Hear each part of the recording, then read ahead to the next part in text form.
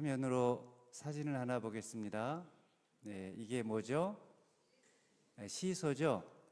어렸을 때 학교 운동장에서 많이 타고 놀던 시소입니다. 이 시소는 무슨 원리로 만들어진 거죠? 지렛대의 원리죠. 무거운 사람 쪽으로 이렇게 시소가 기울어지는 거죠. 그리고 힘을 많이 준 그런 사람 쪽으로 이 지렛대가 내려가서 올라갔다 내려갔다 그렇게 하면서 놀이를 하는 것입니다. 물론 이 시소 타기는 몸으로 하는 놀이죠. 그런데 때로는 우리 마음이, 감정이 시소 타기를 할 때가 있습니다. 갑자기 우리 마음속에서 미움이라는 감정이 확 올라갔다가 또 갑자기 사랑이라는 감정이 탁 올라가고 갑자기 분노의 감정이 탁 올라갔다가 또 감사의 감정이 탁 올라가고, 자, 어떻게 하면 우리 마음속에서 이런 막 분노가 올라갔다가 감사했다가 또 사랑했다가 미워했다가 이런 변화들이 일어나는 것일까요? 언제 우리 마음에서 분노가 생기고 감사가 생기고 미움이 생기고 사랑이 생기고 이런 변화들이 일어나게 되는 것일까요?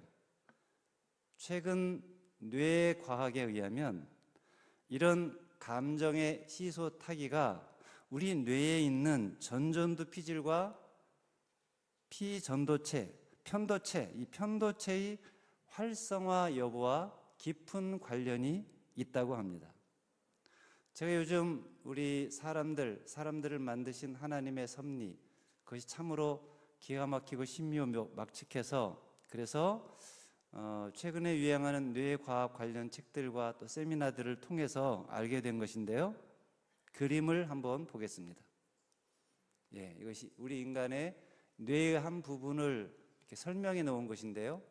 저 두 곳이 있죠. 편도체와 내축 전전두 피질, MPFC라고 써 있는 이 부분이 있죠. 그림에서 보는 것처럼 내측 전전두 피질은 어떤 역할을 하는, 어떤 기능을 하는 거냐면 생각하는 기능, 이성 기능, 특별히 정서 가운데 긍정적인 정서를 담당하는 그런 기능을 하고 있습니다. 그리고 밑에 편도체라고 있는데 이 편도체는 공포나 불안이나 분노 이런 부정적인 정서를 담당하는데요. 그런데 이 둘이 서로 무슨 관계에 있냐면 밀당 관계에 있다고 합니다. 그러니까 서로 올라갔다 내려갔다 밀어당기는 그런 역할을 한다는 거예요. 그러니까 편도체가 낮아지면 전전두 피질이 올라가고 전전두 피질이 낮아지면 편도체가 올라가고 이렇게 서로 밀당하는 관계를 하고 있다는 거예요. 그러니까 긍정적인 정서를 담당하는 전전두 피질이 올라가면 부정적인 정서를 담당하는 이 피전도체가, 편도체가 이렇게 안정화되고, 그리고 부정적인 정서를 담당하는 그러니까 편도체가 높아지면, 그러면 이성적인 기능, 긍정적인 기능을 담당하는 그 정서가 갑자기 낮아져서, 그래서 불안했다가 두려워했다가 감사했다가 평안했다가 이런 감정의 변화가 우리 마음속에서 일어난다는 거예요. 뇌과학자들의 연구에 의하면 이런 편도체와 전전두엽의 시소 관계가 강할수록, 그러니까 활성화된 편도체를 잠잠하게 하거나 아니면 잠잠한 전전두엽을 활성화시키는 능력이 뛰어날수록 감정 조절도 잘하고 회복 탄력성도 그만큼 좋아진다고 합니다. 그럼 어떻게 하면 우리가 그렇게 될 수 있을까? 어떻게 하면 부정적인 정서를 담당하는 편도체가 안정화되고 그리고 긍정적인 정서를 담당하는 전전두 피질이 활성화될까? 그래서 어떻게 하면 우리 마음이 늘 평온하고 감사한 마음 상태를 유지할 수가 있을까? 어떻게 어떤 일이 일어나도 분노나 미움 같은 부정적인 감정 정서에 매이지 않고 빨리 긍정적인 마음으로 밝은 정서로 돌아올 수 있을까? 그것을 인간을 만드신 하나님은 그분의 말씀 속에서 그 방법을 찾도록 해 주셨는데요. 오늘 본문 다윗의 이야기를 통해서 그것을 한번 확인해 보겠습니다. 먼저 사무엘하 15장 31절 말씀을 읽겠습니다. 시작.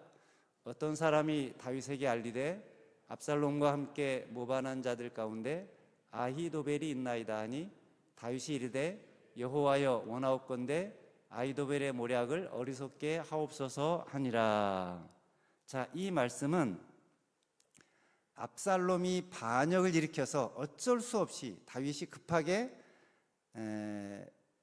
예루살렘에서 나와서 광야로 행할 때 이를 기록한 말씀이에요. 근데 그때 다윗에게 아주 충격적인 소식이 들려온 거예요. 어떤 소식입니까? 다윗의 책사였던 아히도벨이 반역을 일으켰다는, 그러니까 반역이 아니라 이 다윗 편에서 압살롬 편으로 갔다는 거예요. 다윗 가까이 있으면서 다윗에게 늘 조언을 해주고 청략을 전해준 사람이 아히도벨인데, 그러니까 이 아히도벨만큼 다윗의 특성을 잘 아는 사람도 없는데, 다윗의 장점과 단점을 누구보다 잘 알고 있는 사람인데, 다윗의 전략과 대처 방식도 다 눈에 익히고 있는 사람인데, 그런데 그런 그가 다윗을 배신해서 반역을 저지른 압살롬 편으로 갔다는 거예요. 그의 책사가 되었다는 거예요. 그러니 이제 다윗에게 너무나 큰 위협이 된 거죠. 다윗의 입장에서 생각해 보면 아마 화가 머리끝까지 났을 거예요. 분노가 머리에서 또아리를 틀 수 있는 참 좋은 적당한 상황 아닙니까? 그런데 놀라운 것은 이 상황에서 다윗은 분노하지 않았다는 거예요. 분노하지 않고 인내했어요. 왜일까요? 지금 이 상황을 그대로 수용했기 때문이에요. 상황을 뛰어넘어서 역사하시는 하나님, 그 하나님을 인정하고 하나님을 바라보았기 때문입니다. 겉으로는 표현하지는 않았지만 물론 속으로는 그 마음이, 심정이 아주 복잡했을 거예요. 그때 다윗의 심정을 기록한 시가 시편 55편으로 알려져 있는데요. 거기 보면 다윗이 탄식을 하면서 이렇게 말합니다. 12절로 15절 말씀을 한 절씩 교독하겠습니다. 나를 책망하는 자는 원수가 아니라 원수일진데 내가 참았으리라. 나를 대하여 자기를 높이는 자는 나를 미워하는 자가 아니라 미워하는 자일진데 내가 그를 피하여 숨었으리라.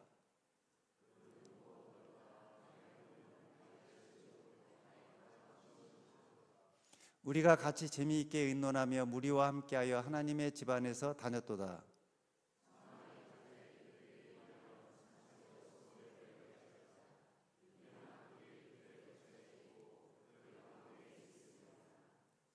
차라리 나를 미워하는 사람이 나를 괴롭게 했다면 참을 수 있었을 텐데, 차라리 나의 원수가 나를 힘들게 했다면 피하거나 참거나 했을 텐데, 그런데 나의 가장 가까운 친구가 나를 배신하니까 그 배반감, 그 허탈감, 그 상실감 이루 말할 수 없다는 거예요. 지금 자신의 아들 압살롬도 배반을 했고 자신의 신복 아히도벨도 배반을 했어요. 사랑하는 이를, 믿는 이를 동시에 둘이나 잃은 심정을 어찌 말로 표현할 수 있겠습니까? 2절 말씀해 보면 그래서 근심하여 마음이 편하지 못하고 탄식만 나온다고 그랬어요. 4절에서는 마음이 심히 아파서 사망의 위협이 내게 이르렀도다. 죽고 싶은 마음이 심정이 되었다는 거예요. 7절에서는 차라리 이 상황을 피해서 멀리 날아가서 광야에 머물고 싶다, 그렇게 표현을 했어요. 17절에서는 하루 종일 아침과 저녁 정오에 근심하고 탄식하며 지냈다고 그랬어요. 그만큼 지금 다윗의 마음이, 내면이 크게 깊게 상처를 받았다는 거죠. 이 상처가 너무나 커서 저주로도 표현되었어요. 15절 말씀, 차라리 저들이 사망이 갑자기 그들에게 임해서 산채로 수월에 내려갈지어다 차라리 죽어버렸으면 좋겠다는 거죠. 23절 말씀을 보니까 그들을 파면의 웅덩이에 빠지게 해달라고 그랬어요. 그런데 다윗의 위대함은 무엇입니까? 이렇게 말로 표현할 수 없는 엄청난 절망과 고통과 아픔을 겪는 상황 속에서 그것을 사람들에게는 표현하지 않았다는 거예요. 자기 자신에게도 터뜨리지 않고 오직 그 모든 아픔과 탄식을 하나님께만 아뢰었다는 거예요. 16절 말씀입니다. 나는 하나님께 부르짖으리니 여호와께서 나를 구원하시리로다. 22절입니다. 내 짐을 여호와께 맡기라. 그가 너를 붙드시고 의인의 요동함을 영원히 허락하지 아니하시리로다. 23절 나는 주를 의지하리이다.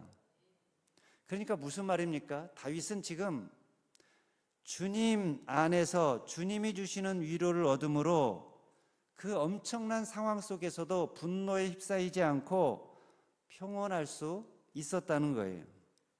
사람이 아무리 큰 고통을 당했을지라도 아무리 큰 고통 가운데 있더라도 내 옆에 나를 진정으로 이해하고 신뢰해주는 한 사람이 있다면 그 사람이 그냥 내 편에 서서 가만히 있어 주기만 해도 그가 진정으로 나의 탄식을 다 들어준다면 그러면 거기서 위로를 얻고 힘을 얻을 것입니다. 친구라고 한다면 그를 진정한 친구라고 할 수 있겠죠. 그런데 여러분, 세상에 그런 친구가 있을까요? 어떤 사람이 하루 종일 탄식을 하고 한탄을 하는데 그것을 있는 그대로 다 받아주겠습니까? 받아줄 사람이 아무도 없어요. 그런데 놀라운 것은 하나님은 받아주신다는 것입니다. 하나님이 친구가 되어주신다는 것입니다. 이것을 알기에 다윗이 다른 누가 아닌 하나님을 친구로 삼았기에 속으로는 그런 엄청난 마음의 고통이 있었지만 사람들에게는 그것을 분노로 표현하지 않았다는 거예요. 하나님이 그의 내면에 있으므로 그의 편도체가 안정화되고 전전두 피질이 활성화되고 그래서 그 엄청난 일 가운데서 배반 중에 평온함을 유지할 수 있었다는 것입니다. 그런데요, 바로 뒤에 나오는 내용을 보면 다윗의 시소가 다시 분노 쪽으로 기울어진 일이 발생합니다. 다윗이 마루턱을 조금 지나자 이번에는 므비보셋의 종 시바라는 사람이 다윗을 찾아왔어요. 나귀 2마리와 떡과 과일과 포도주를 챙겨서 다윗을 찾아왔어요. 그러니 얼마나 반가운 일입니까? 왜냐하면 지금 예루살렘을 급하게 빠져나오느라 먹을 것 하나 제대로 챙겨오지 못했는데 그런데 이렇게 먹을 것을 2나귀에 잔뜩 챙겨서 찾아왔기 때문에 그래서 감사한 마음에 시바에게 무슨 연유인지 물었어요. 그리고 그가 주인으로 섬기는 므비보셋이 어떠한지 그 상황을 물었습니다. 여러분, 므비보셋이 누구입니까? 사울의 손자 요나단의 아들로서 다리를 절고 비천한 가운데 있을 때 그에게 다윗이 긍휼을 베푼 사람이죠. 그래서 왕의 식탁에 앉게 하고 수많은 땅과 밭을 주고 종들로 하여금 그를 섬기게 해 주었습니다. 그리고 늘 그의 안위를 살펴주었는데 궁을 빠져나온 상황에서도 그의 안부가 궁금해서 물은 거예요. 그러자 시바가 뭐라고 말을 합니까? 16장 3절 말씀을 읽겠습니다. 시작. 왕이 이르되 내 주인의 아들이 어디 있느냐 하니 시바가 왕께 아뢰되 예루살렘에 있는데 그가 말하기를 이스라엘 족속이 오늘 내 아버지의 나라를 내게 돌리리라 하나이다 하는지라. 무슨 말입니까? 지금 므비보셋이 다윗이 왕궁에서 나간 틈을 타서 이렇게 말을 했다는 거예요. 이스라엘 족속이 오늘 내 아버지의 나라를 내게 돌리리라. 내 아버지 요나단, 그 아버지 사울의 나라, 그게 원래 내 나라였다. 그 나라를 이스라엘 족속이 지금 내게로 돌리고 있다. 이렇게 말을 했다는 거예요. 그러나 이것은 사실이 아닙니다.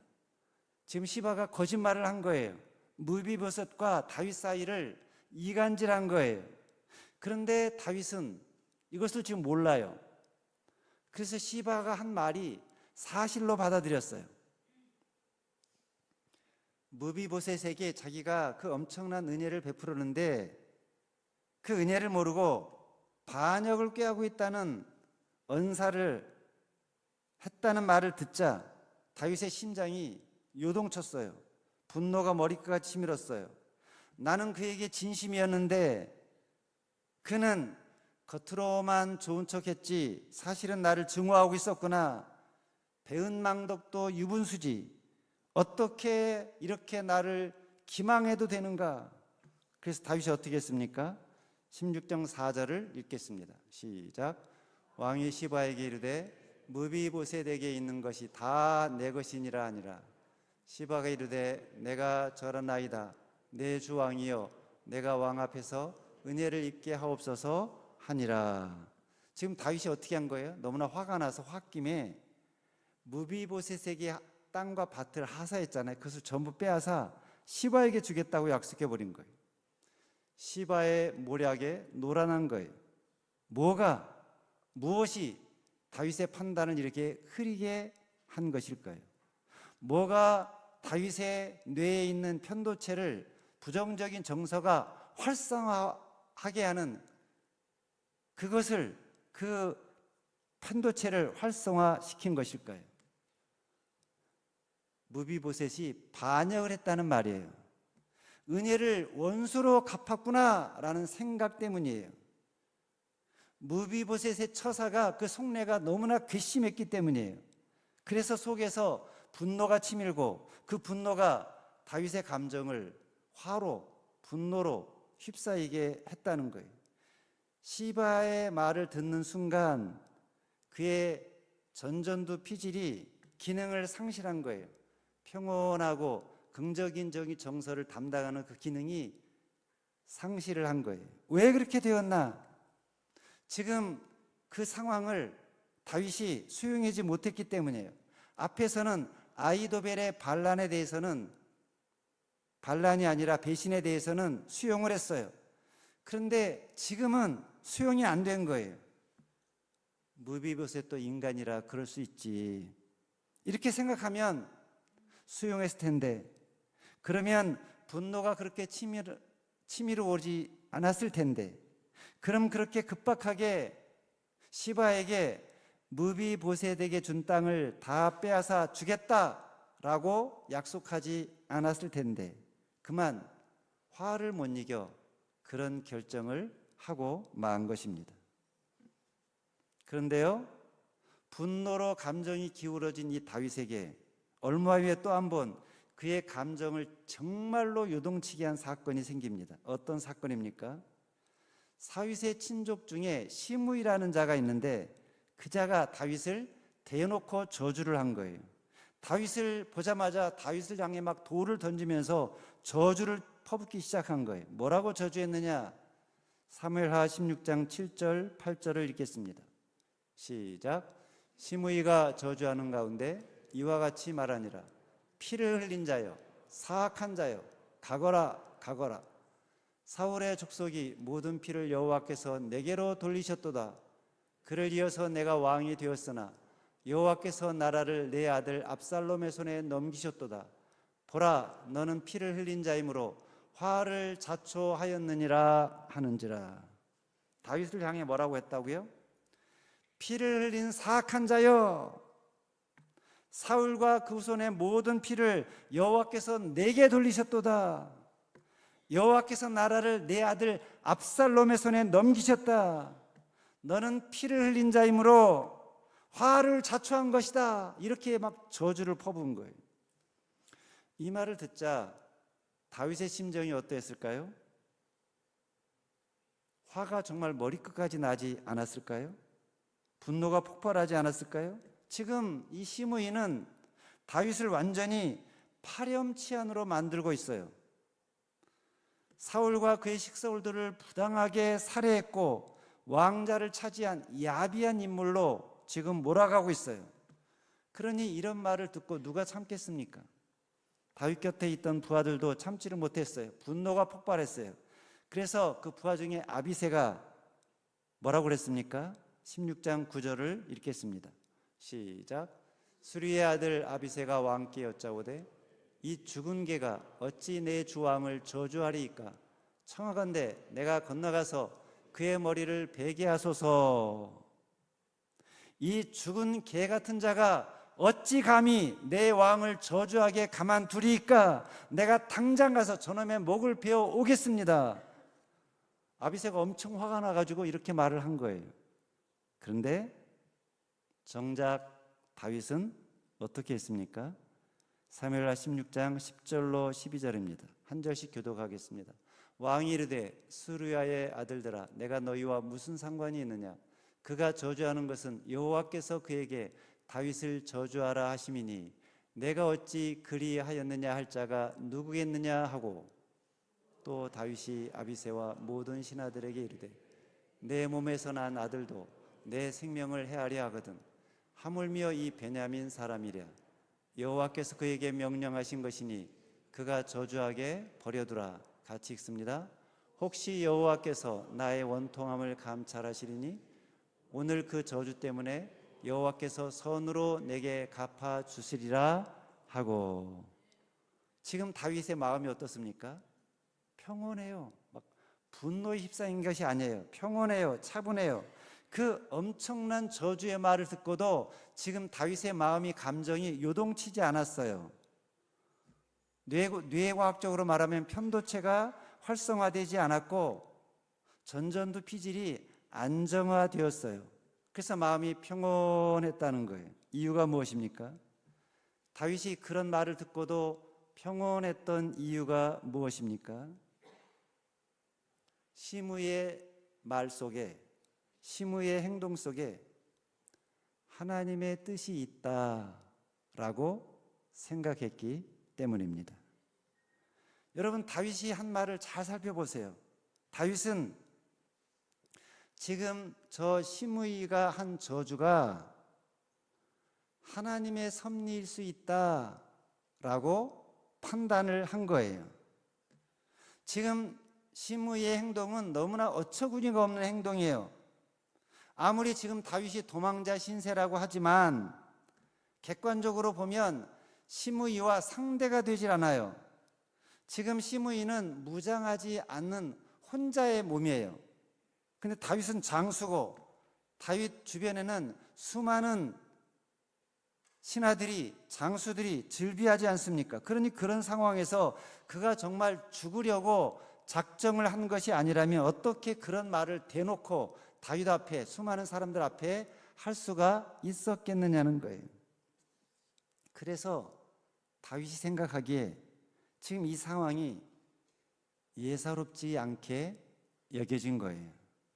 뭔가 시므이가 한 말에, 그의 행동 속에 하나님의 섭리가 있다라는 것을 느낀 것입니다.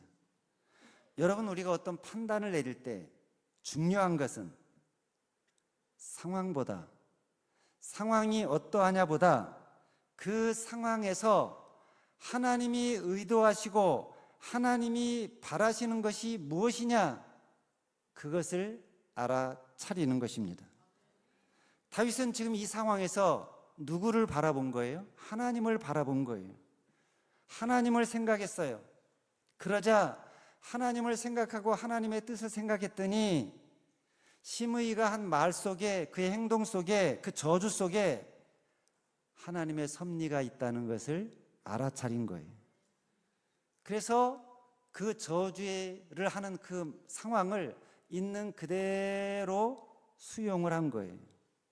중요한 것은 시므이가 어떤 말을 했느냐, 시므이가 한 말이 아니라 그런 말을 하도록 허용하신 하나님의 뜻이 중요하기 때문입니다.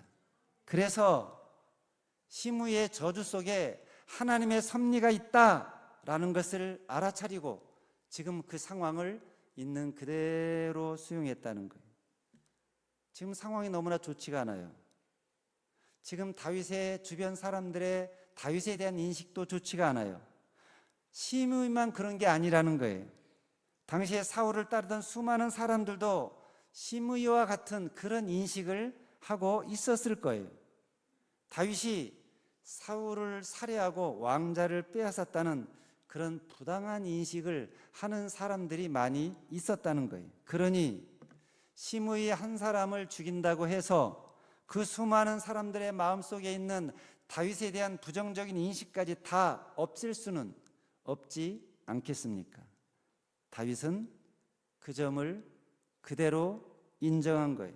그래서 상황을 통제하려고 들기보다는 그 상황을 뛰어넘어서 일하시는 하나님의 섭리에 순응하기로 마음을 고쳐 먹은 것입니다.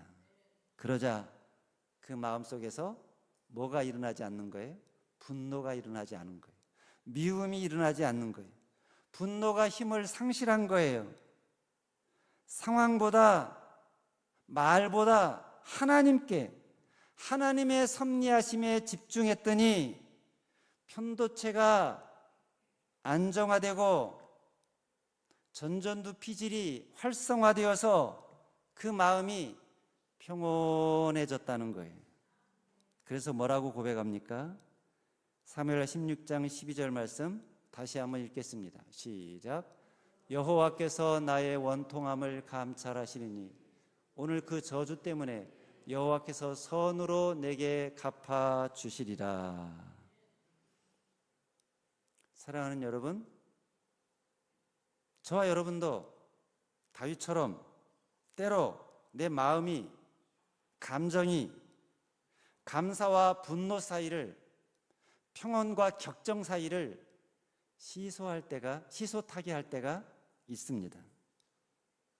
언제 갑자기 분노가 확 치밀어 오르나, 언제 갑자기 화가 탁 치밀어 오르나, 어떤 사람의 말을 들었을 때 어떻게 인간이 저런 말을 할 수 있단 말인가, 또 어떤 예상치 않은 상황에 직면했을 때 갑자기 피가 끓어오르고 분노가 솟구칠 때가 있습니다. 그때 내 마음이, 감정이 분노에 휩싸이지 않으려면, 분노를 가라앉히고 평온을 찾으려면, 오히려 그 속에서도 감사의 마음을 가지려면 어떻게 하라는 것입니까? 상황을 보지 말고 상황 위에서 일하시는 하나님을 바라보라는 것입니다.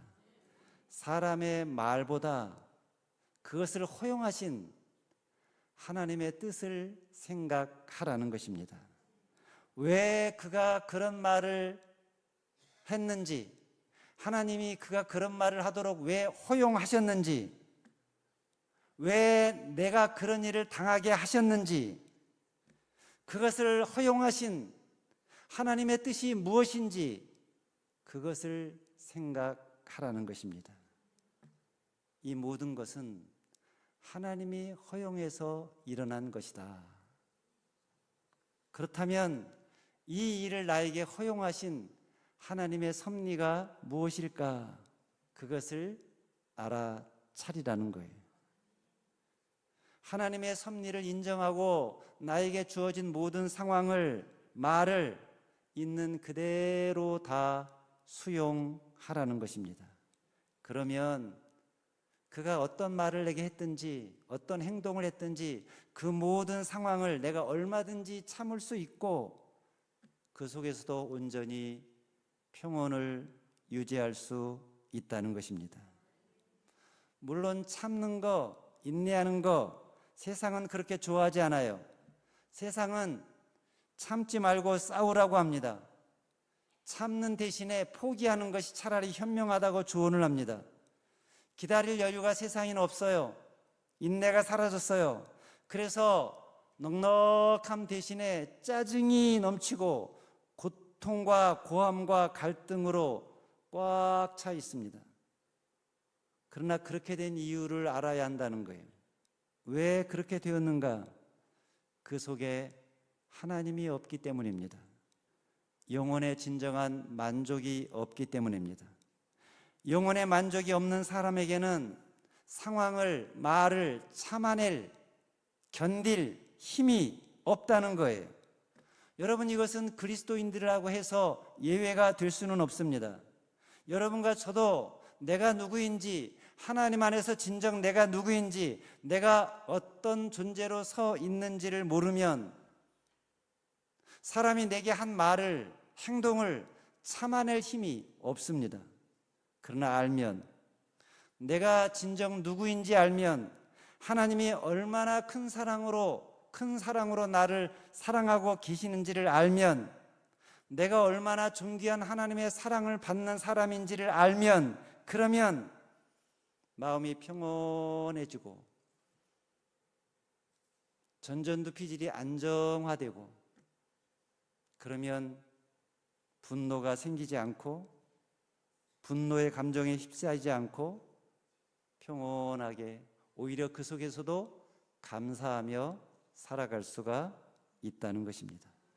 저는 저와 여러분들의 삶이 그렇게 되시기를 바랍니다.